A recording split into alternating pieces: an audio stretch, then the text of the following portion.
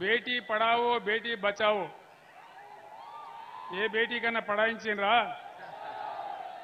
ఏ బేటీనన్నా బచాయించిండ్రా మొత్తం ఎక్కడ చూసినా మహిళల మీద దౌర్జన్యాలు జరుగుతూ ఉన్నాయి బీజేపీ పాలిత రాష్ట్రాలలో దేశవ్యాప్తంగా వార్తలు చూస్తే కళ్ళలో నీళ్ళొచ్చే పరిస్థితి ఉంది మహిళల మీద రోజు దాడులే దళిత మహిళల మీద పేద మహిళల మీద అదేవిధంగా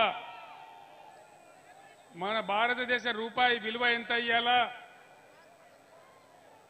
విలువ ఎంత మన భారతదేశ డాలర్ కరెన్సీ చూస్తే దేశ చరిత్రలో ఏనాడు కూడా పడిపోనంత హీన స్థాయికి పడిపోయి 83 రూపాయలకు దిగజారిపోయింది అంతర్జాతీయంగా ఇది భారతదేశ గౌరవం ఇది బీజేపీ పరిపాలన ఫలితం నేను ఒక్కటే మాట మీకు మనవి చేస్తా ఉన్నా ఏం జరుగుతా ఉంది ఇలా ఈ ఎలక్షన్లలో ఏం జరుగుతా ఉంది అది ఏందా బాబు చప్పుడు బంద్ చేయమని చెప్పు జనరేటరా ఏందది చందు నిలబడ్డం నువ్వు చప్పుడేందో చూడు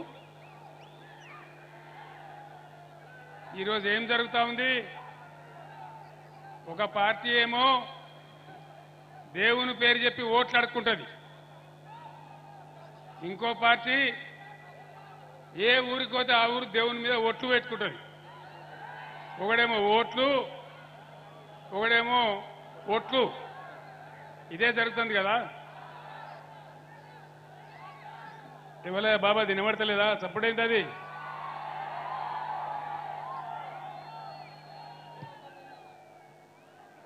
చందు ఏందా నువ్వు నిలబడుతున్నావు ఆ చప్పుడు బంద్ చెప్పి ఒక పార్టీ ఏమో దేవుని పేరు చెప్పి ఓట్లు ఇంకో పార్టీ ఏమో దేవుని మీద ఓట్లు అంతేనా నేను ఒక్క మాట మీ బిడ్డగా మీ అందరికీ కూడా మనవి చేస్తా ఉన్నా అద్భుతమైనటువంటి యాదాద్రి దేవాలయం మనం నిర్మాణం చేసుకున్నాం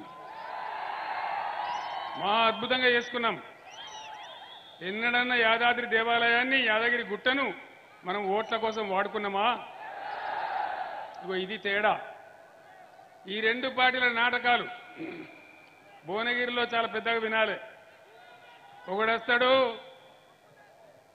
బీఆర్ఎస్ బీజేపీకి బి టీం అని కూడా అంటాడు వీడు వాడిని అంటాడు వాడు వీడిని అంటాడు కానీ భువనగిరిలో జరిగింది ఏందండి భువనగిరిలో బీజేపీ కాంగ్రెస్ రెండు మిలాఖత్ అయిపోయి మున్సిపల్ బీఆర్ఎస్ చైర్మన్ దించేసి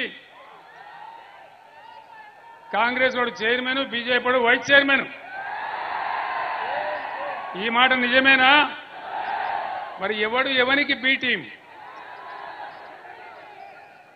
ఇలా మోడీ ప్రభుత్వ హయాంలో రూపాయి విలువ పడిపోయింది మహిళలకు రక్షణ లేదు నిరుద్యోగం పెరిగిపోయింది దేశంలో పేదరికం పెరిగిపోతా ఉంది అనేక సమస్యలుంటే అది ఏం లేదు అక్షంతలు కలపాలి తీర్థం పుచ్చుకోవాలి పులిహోర ప్రసాదం తినాలి ఊరేగింపులు తీయాలి అంతేనా ఈ అక్షింతలు ఈ పులిహోర ఈ తీర్థాలు ఈ కాషాయ జెండాల ఊరేగింపు మన కడుపు నింపుతుందా మన పొలాలకు నీళ్లు తెస్తుందా ఇదే నరేంద్ర మోడీ ఏం చేసిండు కేసీఆర్ నువ్వు తెలంగాణలో ప్రతి బోరుకు మీటర్ పెట్టాలి పెట్టకపోతే నిన్ను దించేస్తా నిన్ను వడగొడతా నీ ఎమ్మెల్యేలను కొంటా నీ రాష్ట్రానికి వచ్చే 25,000 కోట్ల రూపాయలు ఇయ్యా ఇది బీజేపీ దందా నేను అసెంబ్లీలో మాట్లాడలేదా మీరు చూడలేదా నేను చెప్పిన నరేంద్ర మోడీ గారు నా తలకాయ దిగిపడ్డా సరే నా రాష్ట్రంలో ప్రజలకు కరెంటు కావాలి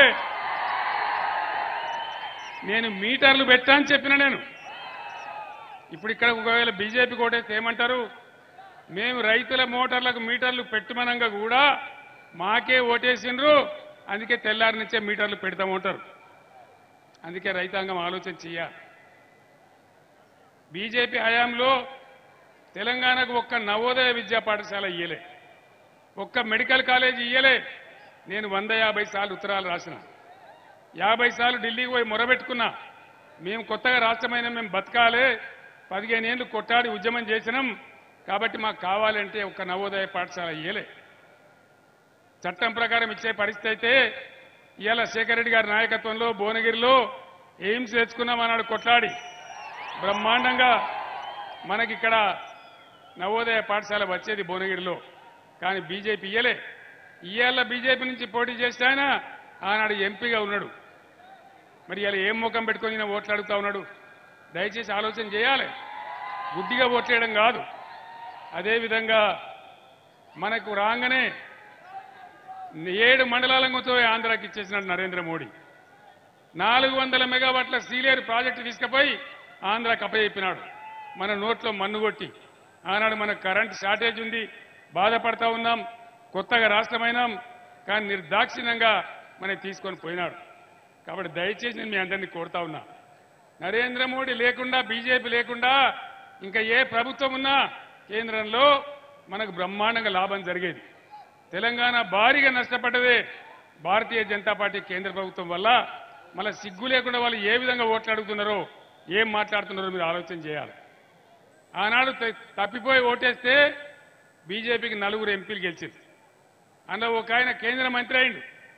₹1 అనేది తెచ్చిర్రా వీళ్ళు? ₹1 ₹5 పైన చేసిండ్రా? మరి ఇప్పుడు గెలిపిస్తే ఏం చేస్తారు? ఏమైనా చేస్తారా?